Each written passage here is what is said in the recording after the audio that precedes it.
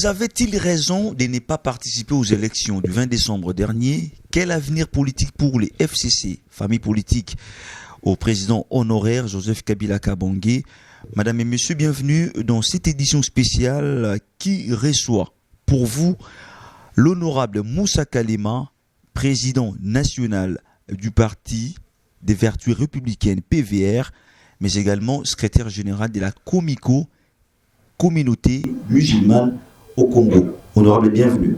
Merci beaucoup. Nous allons nous entretenir à bâton rompu durant 45 minutes sur les grandes questions d'actualité. Comme vous le savez, bien que vous ne vouliez pas, les élections étaient organisées dans notre pays le 20 décembre dernier. D'entrée de jeu, sans état d'âme, quelle analyse faites-vous des élections que nous avons connues? Je vous remercie pour nous avoir approchés et vous poser la question de savoir quelle analyse faisons-nous de ces élections objectives. Écoutez, d'abord je me pose la question s'il y a eu élection dans ce pays-là, si vous pouvez continuer à considérer que ce sont des élections. Je crois que ce que nous disions hier, c'est ce qui est arrivé. On vous a dit qu'il n'y aura pas élection dans ce pays sans les FCC. Et alors, si on organise les élections, ça sera les élections de la honte, de la division et de la balkanisation. Le résultat est là. Parce que vous étiez déjà pessimiste? Non, c'est parce que nous... Pour des intérêts mesquins? Non, c'est parce que nous sommes des vrais politiques. Parce que nous réfléchissons. Parce que nous ne sommes pas des démagogues, nous ne sommes pas des va-t-en-guerre. Parce que nous analysons toutes les questions qui se posent au pays avec beaucoup de sérieux, et c'est aussi parce que nous connaissons les hommes et nous connaissons les dossiers. Nous savions que les hommes au pouvoir ne pouvaient pas organiser les élections au vrai sens des mots. Parce que le départ était déjà faussé. Et parce que la fraude a commencé depuis le début. Les changements de la majorité étaient un coup d'État constitutionnel. Rappelez-vous la mise sur pied de la Cour constitutionnelle.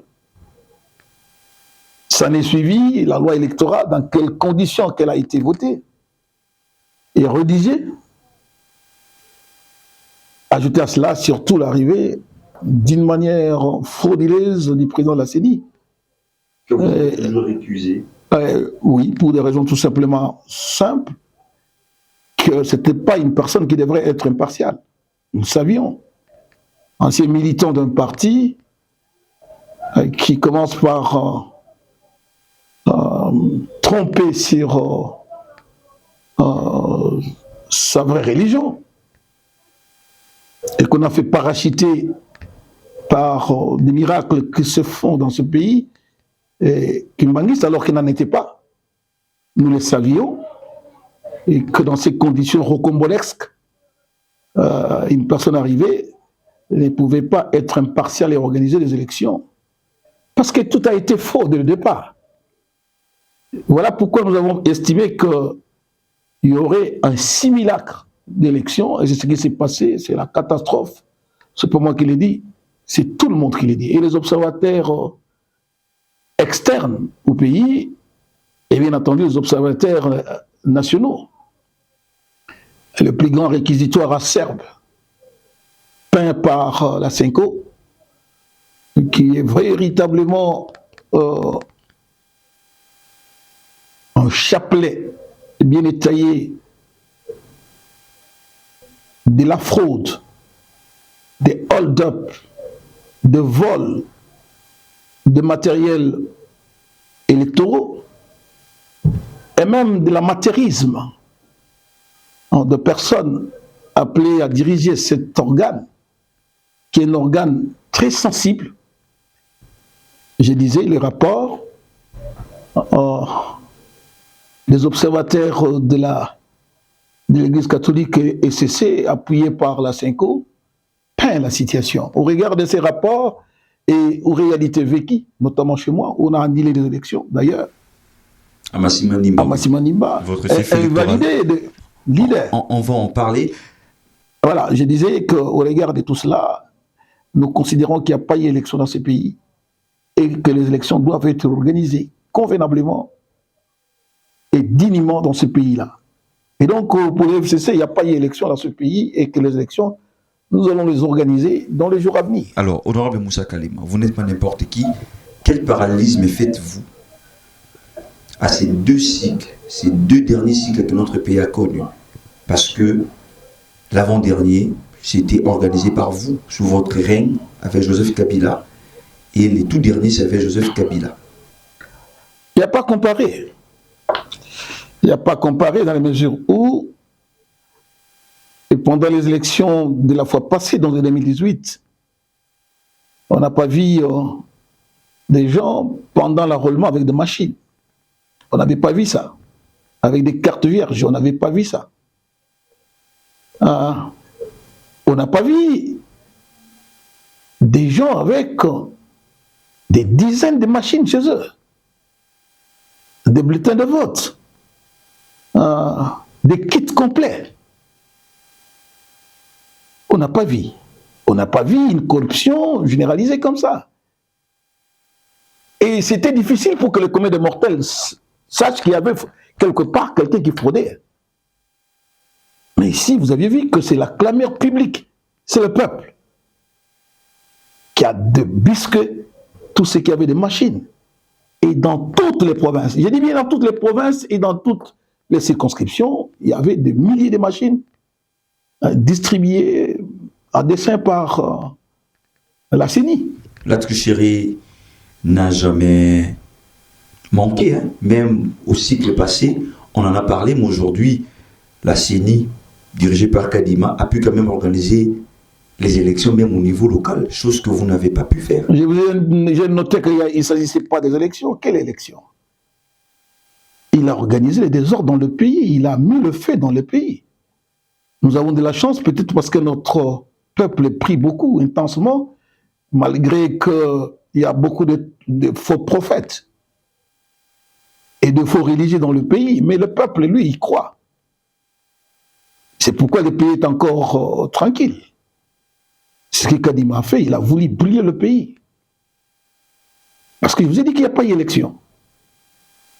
Vous savez qu'au jour d'aujourd'hui, la nation est divisée. Le peuple se regarde en chaîne de défaillance. Aujourd'hui, la nation elle est aussi balkanisée. À l'interne. À l'interne. Et à l'externe, la crédibilité de la nation, de l'État,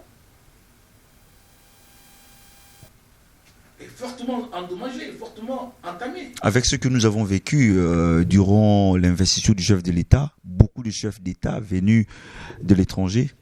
Je ne voudrais pas être méchant ou bien être trop taquin. Mais il s'est fait représenter. Et nous savons comment, qu'est-ce qu'ils ont fait pour que ces gens-là viennent.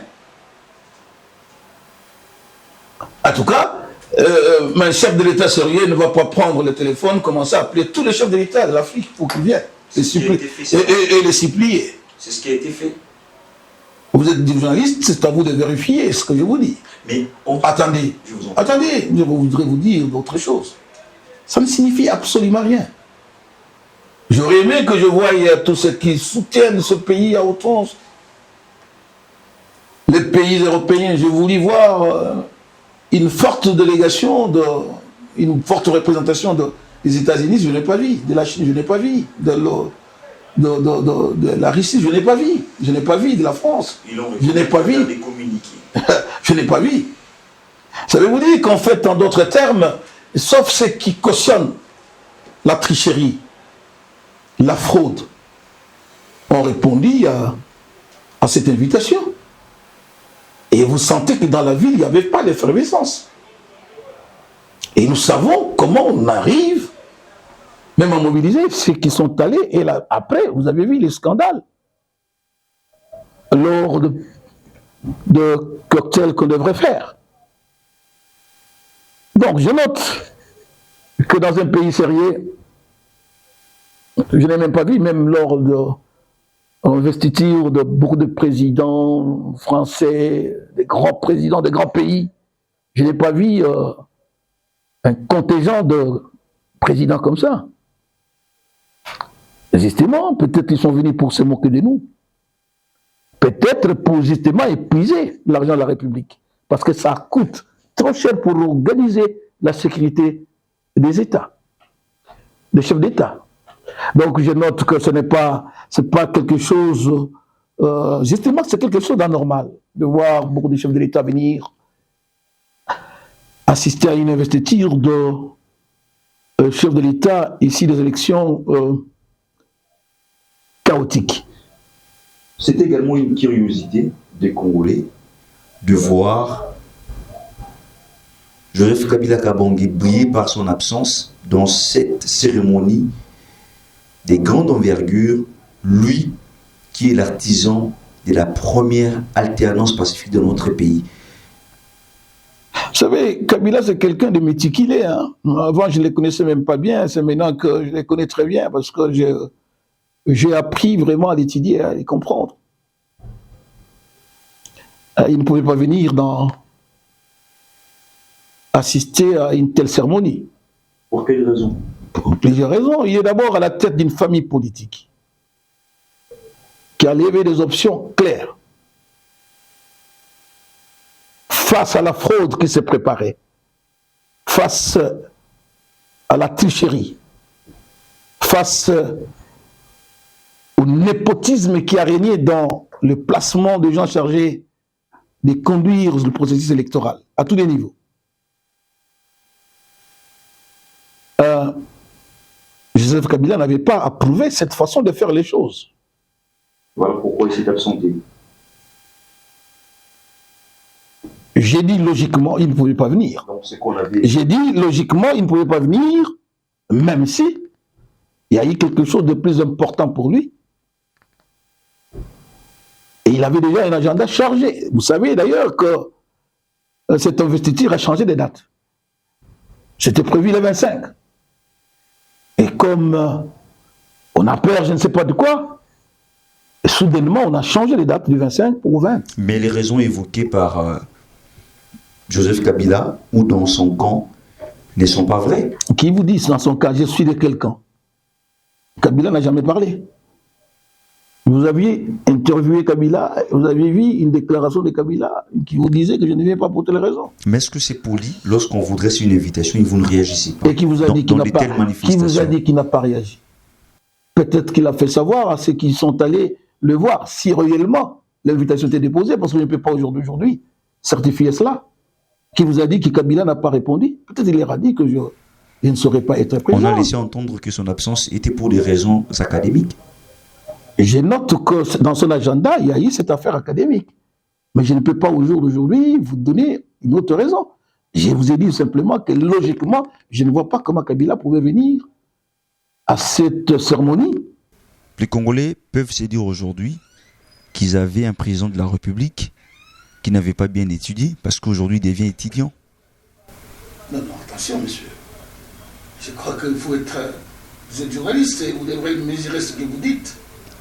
Il n'est pas allé étudier, je ne sais pas, faire les humanités ou l'université, le cycle normal.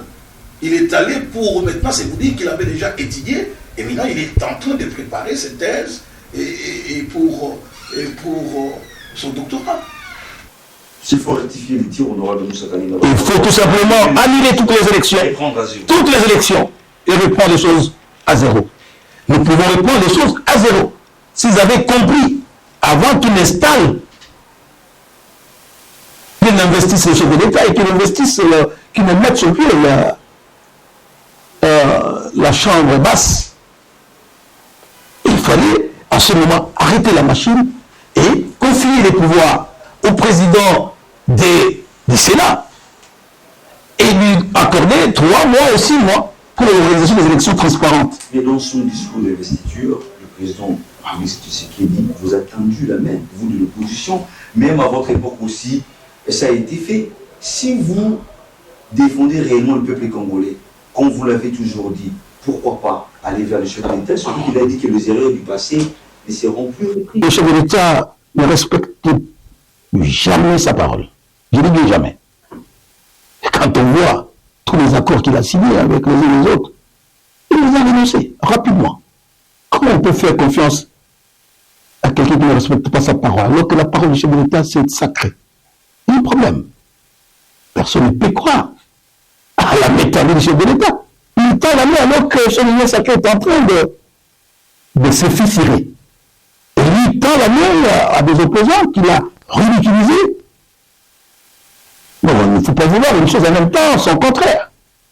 Le chef de l'État doit se remettre en question. Et arrêter ce qu'il est en train de faire. Arrêter le népotisme. Vous savez, moi, ce qui m'étonne, je n'ai pas suivi le chef de l'État condamner avec violence tous les actes barbares que se passent dans le pays, créés par le tribalisme et le népotisme. Et que toutes les observations qu'on fait au chef de l'État et toutes les critiques, si les lignes qu'on fait au chef de l'État, il ne veut pas écouter. Le chef de l'État s'entête, il est dans la logique de confrontation, ce qui n'est pas bien pour le pays. Pour nous qui sommes des démocrates, des hommes de paix, nous pensons que le chef de l'État est sur une mauvaise pente, très mal conseillé, et il s'entête davantage. Moi, je crains que l'avenir de ce pays soit sombre. Parce que tout ce qui encourage ça, et comme tous ces chefs de l'État qui ont répondu à l'invitation du chef de l'État à l'investiture, vous pensez qu'ils aiment le Congo plus que nous-mêmes? Ils sont contents que le Congo continue avec le désordre, pour qu'il soit faible, de manière qu'eux profitent. Parce que le Congo ne produit rien. Tous ces pays-là aujourd'hui avec de l'industrie, ils produisent. Mais tant que le Congo sera dans ce désordre, nous dépendrons d'eux. On arrive sûrement à la fin de cet entretien, on aura le Moussa Kalima, mais vous avez dit qu'il faut tout, je ne dirais pas casser, mais répondre à zéro, c'est-à-dire annuler les résultats des élections et répartir à zéro, même un dialogue. Mais pensez-vous que Joseph Kabila, qui a dirigé ces pays durant 18 ans, a encore de la matière grise à donner au peuple congolais? Non, écoutez, bien entendu. Vous savez que l'avantage de Joseph, aujourd'hui, il a accumulé une expérience, il a observé, après avoir exercé le pouvoir, il a cédé le pouvoir, il a eu un temps d'observation, d'études, et il a fait une rétrospection sur sa gestion. Et Kabila, bien entendu, n'est pas l'homme seul. J'ai dit, oui, sa famille politique serait l'alternative crédible pour la République. Le FCC. Le FCC. Le FCC, bien entendu, dans la formule de revue. Parce que le FCC n'est plus cette FCC que vous avez connue. Parce qu'il y a ce que nous appelons la sélection naturelle. On a fait les tamis, Dieu a fait les tamis pour nous avec la transhumance. Les carnassiers, les pyromanes, ils sont partis. C'est effectivement qui ont causé du tort au FCC. La grande majorité est partie aujourd'hui. Vous comptez maintenant sur le fidèle. Nous pensons aujourd'hui, on a des hommes intègres, loyaux, patriotes, décidés à relever le défi parce que nous ne pouvons plus accepter que quelqu'un vienne apprendre sur le de l'État. Le vrai problème, c'est celui-là. Avec l'expérience que nous avons, avec les correctifs que nous avons proposés, parce qu'il y a des débats sérieux au niveau du FCC, où toutes les vérités sont dites, sans mâcher les mots, avec clarté et vérité. Nous pensons que nous allons tirer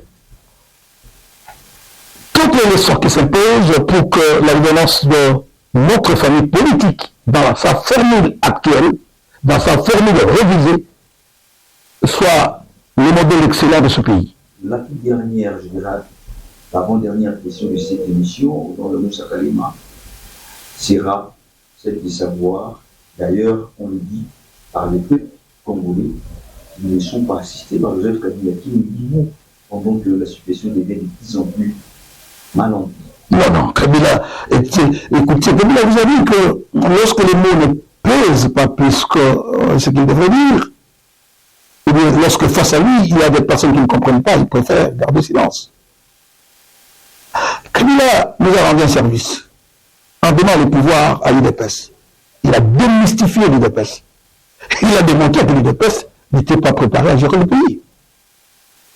Kabila, j'ai dit, vous savez, je suis parmi les hommes qui ont critiqué sévèrement l'arrivée du président Félix. Mais au fil du temps, je me suis rendu compte qu'en fait, c'était un aveu de la jugeote. Parce que l'UDPS était en mythe et qu'on a démystifié aujourd'hui. Alors, maintenant, le peuple va comprendre que les bons parleurs ne sont pas toujours les bons faiseurs. Oui, Kabila a rendu des services énormes et continue à assister au peuple congolais à travers les actions. Ce n'est pas comme ce que nous observons aujourd'hui, tout l'argent qu'on est en train de piller. On n'investit pas au pays. Tout l'argent, lorsqu'on ne se même pas son salaire, lorsque les gens ne vivent pas leur salaire, ça pose déjà un problème. Parce que chacun doit vivre avec son salaire. Mais ici, chez nous, aujourd'hui, ceux qui sont aux institutions ne vivent pas avec leur salaire. Ils sont prêts, ils s'en foutent de leur salaire. Ils vivent avec l'argent de la République. Non, Kabila, en investissant dans ce pays à travers beaucoup de projets, avec ce qu'il a gagné en 18 ans, bien entendu, rend des services. Kabila donne des conseils. Et c'est pourquoi nous n'avons pas fait une opposition sauvage. Vous voyez, le FCC est en train de faire une opposition intelligente, civilisée, pour qu'effectivement nous récupérions le pouvoir et nous puissions l'exercer dans l'intérêt de notre peuple, dans le calme et la sérénité. Donc, dire que le silence de Kabila, c'est la non-assistance en personne en danger, je dis non. Au contraire, il nous a aidé à comprendre quel type de hommes que nous avons dans ce pays ici. Grâce à cette attitude, aujourd'hui, nous savons que le Congo a besoin d'un exorcisme collectif. Et grâce à ça, aujourd'hui, nous avons compris que même les hommes, des soi-disant religieux, la plupart, sont que des hommes, des personnes corrompues. On arrive sûrement à la fin de cette émission, mais on va justement chuter avec les chapitres sport. Les Léopards de la RDC participent à la Coupe d'Afrique des Nations Côte d'Ivoire 2024.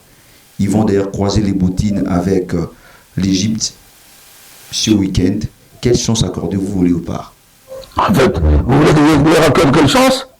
Je leur dis bonne chance et qu'ils se battent pour qu'ils nous ramènent la coupe. Je ne peux qu'en fait leur souhaiter de réussir ce match. Parce que ça, au moins, c'est un dénominateur commun, le sport. Ça met tout le monde ensemble. Et j'espère que l'État a mis tous les moyens pour qu'il soit dans les prédispositions de poursuivre avec audace et courage cette compétition sportive et qu'ils honorent la République. Et même sur le plan politique, les choses ne marchent pas, comme sur le plan de la gouvernance, mais au moins que c'est de ce côté-là qui nous apporte, qui nous amène la joie. Voilà. Honorable Moussa Kalema, je rappelle que vous êtes président national du Parti des Vertus républicaines PVR, mais également secrétaire général de la Comico, Communauté musulmane au Congo. Merci de nous avoir accordé votre précieux temps. C'est vraiment le remercier d'être venu puiser à la source. Merci beaucoup. Merci.